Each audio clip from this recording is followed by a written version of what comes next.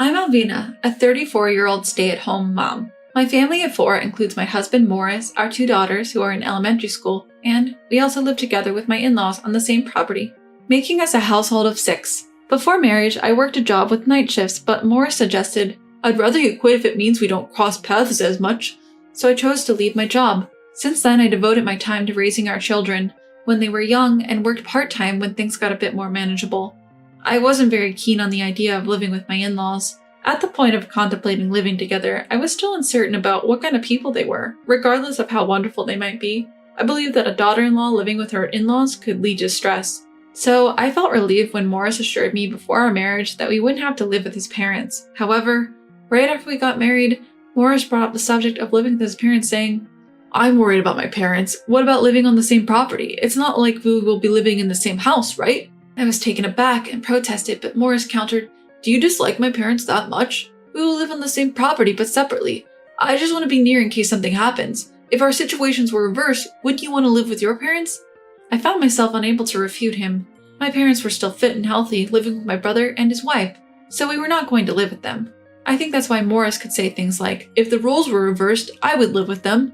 While I was still undecided and had not given my approval, Morris told me after a while, "My parents have already started building a house on our property. We can't refuse now."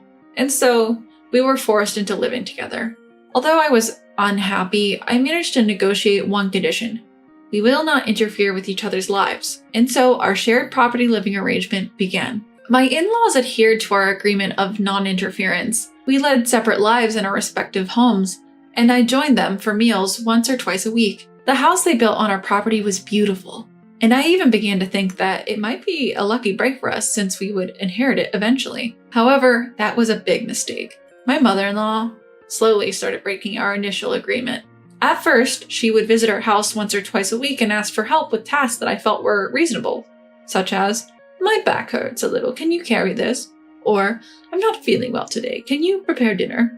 However, over time, she started making demands like, "Isn't breakfast ready yet?" And, "Why hasn't our part of the house been cleaned?" As if it was a given that I would be doing all the housework. As a result, I ended up cooking all 3 meals and cleaning both houses. Morris didn't say anything about this. Only my father-in-law would say, "Sorry for always asking you to do this."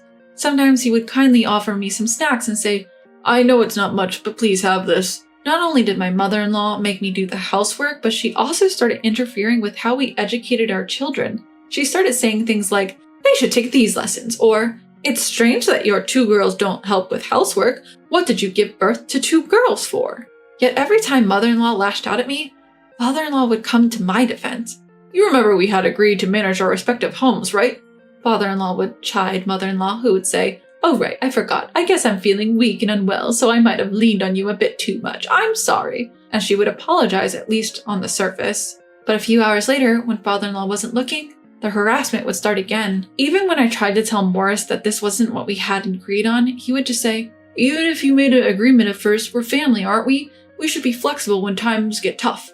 It's your fault for not handling it well." I spent my days filled with frustration, and then, suddenly, mother-in-law collapsed at home. We quickly called an ambulance, but mother-in-law passed away from a sudden seizure. I couldn't tell father-in-law or Morris, but part of me was relieved that the harassment would finally end. Despite our agreement to not interfere in each other's lives, father-in-law had always been kind to me, and I felt differently towards him. I did my best to take care of him and his needs. Father-in-law often thanked me, saying, "I'm sorry for breaking our agreement not to interfere. I just can't handle housework on my own. Thank you so much." Our daughters were very fond of their gentle grandfather, and we spent many peaceful days together. But sadly, this peace didn't last long. Just a few months after mother-in-law passed away, father-in-law suddenly collapsed too. Father-in-law survived, but he was bedridden and needed constant care. During a discussion about father-in-law's care, he mentioned wanting to go to a nursing home to avoid being a burden, but Morris stepped in. "Don't say things like that, Dad. Family should care for each other. Nursing homes are for when family absolutely can't. Alvina said she's okay with taking care of you," he said, completely taking me by surprise. I did love father-in-law. I wanted to do whatever I could to help him.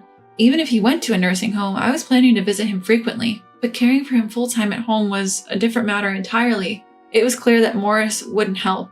As a stay-at-home mom with young kids to look after, taking care of father-in-law would be a significant challenge. But I couldn't express my reluctance in front of father-in-law, who was different from mother-in-law. I had no choice but to agree to his care. As expected, the caregiving was quite difficult. I needed to assist him with meals, bathroom visits, and bathing. Father-in-law was a robust, elderly man, and as a member of the opposite sex, we both felt uncomfortable at times. Every day, I'd assist with the kids' school preparations and breakfast, do housework during the day, care for the kids when they got home, and prepare dinner, all on top of caring for father-in-law. Every night before going to sleep, I'd think, I somehow made it through the day. Then I would just collapse into bed. Morris, instead of helping with father-in-law's care, started spending even less time at home, citing work as an excuse. He claimed to have overnight work and only came home about 2 to 3 times a week. Furthermore, because I never knew when he'd come back home, I often struggled to prepare dinner in time. On days when my body ached from the sheer exhaustion, I would prepare something simple. But even then, Morris would rage, I'm working my tail off there, and this is the thanks I get? When I asked him for a little help around the house or with caring for his father, he retorted, You're a full-time homemaker, aren't you? Caring for my father is your job. I felt miserable every day. This distressing situation dragged on for 3 years. My 2 daughters grew older and began to help with housework and caring for their grandfather, which helped lighten the burden. Chantel pitched in every day helping with cooking and cleaning. Janie tenderly wiped her grandfather's back each day, asking, Does that feel good, Grandpa? I was truly grateful to have such kind daughters. One day, Morris left his mobile phone at home when he went to work. Despite knowing better, I couldn't resist the temptation to take a look inside his phone. The password was his birthday, so I could unlock it instantly. What I found inside was a succession of shocking revelations. Unbelievably, Morris had been having an affair since around the time I started caring for his father, and they even had a child together. From their text messages, it was clear that Morris was also supporting his mistress financially. Although he'd given me money for living expenses and said, I'll save the rest for our children's future, he hadn't saved a dime. The messages got worse. My kid's already in elementary school, so he's not cute anymore. And caring for the old man is a pain, but thank God for my idle wife. It's a waste of money to put him in a care facility, but having my wife do it is free. Gotta make use of free labor, right? LOL. He was ridiculing me and our children. Under normal circumstances, I should have kept my cool and stayed silent until I had definitive evidence, but I was so furious, I couldn't remain calm. As soon as Morris got out of the bath, I shoved his mobile phone in his face and demanded, What is this about? At first, Morris seemed a little taken aback, but he quickly regained his composure. You've lost your femininity since you had our kids, he said, scorn filling his words. You've stopped wearing makeup, and your outfits are all about comfort. Since you started breastfeeding our second child and falling asleep with your mouth open, I felt completely turned off. And when you began caring for my dad, you lost even more of your femininity. You're not even a middle-aged woman anymore, more like a middle-aged man. His cruel words tore at my heart. But he didn't stop there. You know, my girlfriend always wears makeup and takes care of her appearance, even after having a child, he continued, coldly asserting. I have no plans to divorce you for appearance's sake, but my love is for her and our child. I'm not sure who'll go first, but once my dad is gone and our kids are adults, I plan to kick you out and live in the house with her.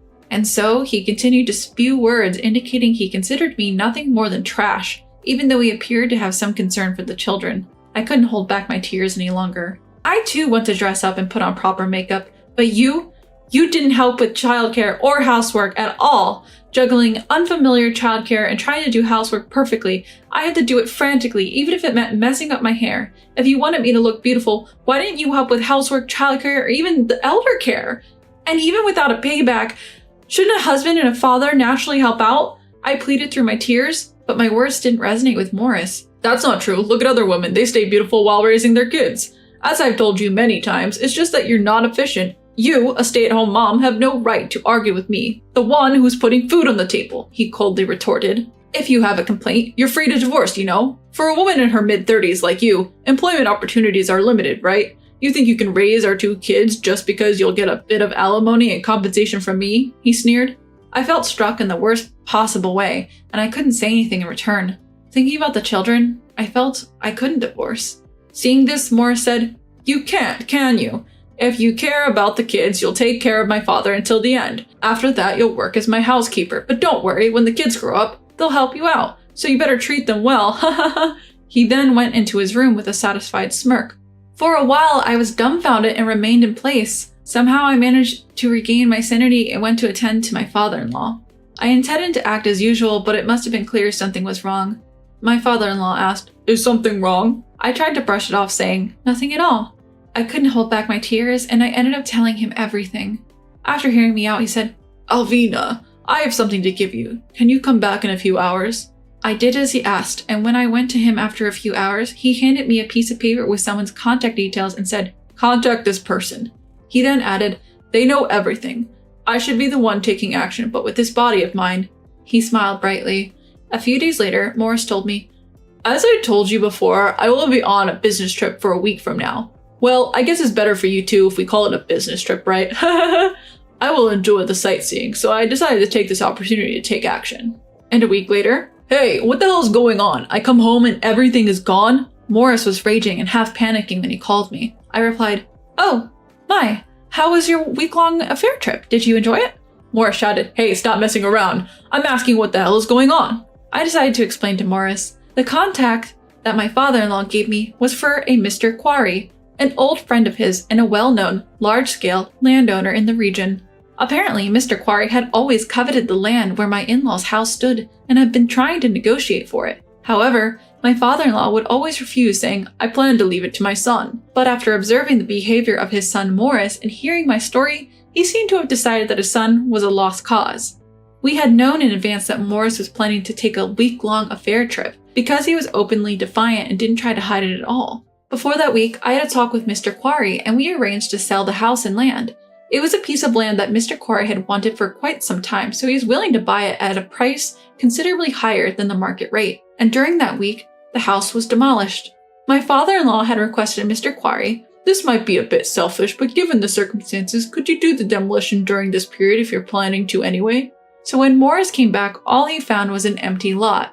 And we're going to have a new house built with my money my father-in-law got from selling the old house and land. Upon hearing this, Morris tried to persuade me to return to him, saying, "But you're jobless, aren't you?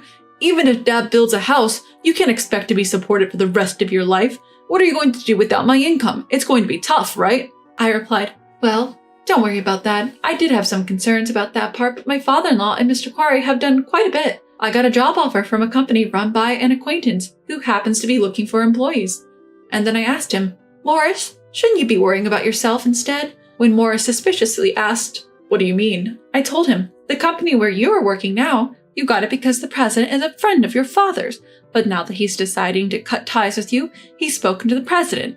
Feel free to fire him if this work is poor and he's committing adultery." The president responded, "It was hard to say, but he's been acting like he can't be fired and causing trouble. Let's see what happens from tomorrow." All I heard from the other end of the line was a surprised, "What?" Then silence. He tried to excuse himself, saying, "Well, I mean, I might have said some things out of anger before, like I was going to leave you in the future, but come on, that can't be true. Don't take it seriously. We're family. We should stick together, right? Can't you mediate between me and Dad?"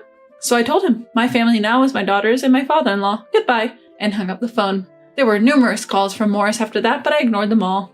Later on, my divorce from Morris was finalized. I claimed compensation from Morris and his mistress. As Morris hadn't tried to hide his affair at all, I had gathered plenty of evidence. All of this information I heard from various people, such as the president of Morris's company, who was a friend of my father-in-law. Although it seems like extramarital affair wouldn't have led to this firing, astonishingly, Morris was embezzling company funds to support his double life. Morris was not only fired from his job, but he's also being sued for damages. He lost his home and job and tried to move in with his mistress, only to be dumped when she realized he had no money. On top of all of this, he was ordered to pay child support. Now Morris is spending his days job hunting while working multiple part-time jobs to pay off his debts and child support. As for me, I plan to live with my daughters and my father-in-law in a fully leased house until I move into the house that my father-in-law is building for us. When father-in-law offered to build the house, he said, "I'm moving into a care facility. I want you and your daughters to live happily here, Alvina." I countered, "What are you talking about, Dad? We're family. Besides, it would make the girls sad. Let's live together." Hearing this, my daughters also took father-in-law's hand and said, "We want to live with Grandpa." With tears in his eyes, father-in-law thanked us. While the girls do help out, caring for him while working is indeed tough, so we are currently enjoying our life together as a family of 4 with the help of home assistants and day services. We can't wait to move into our new home as a family of 4.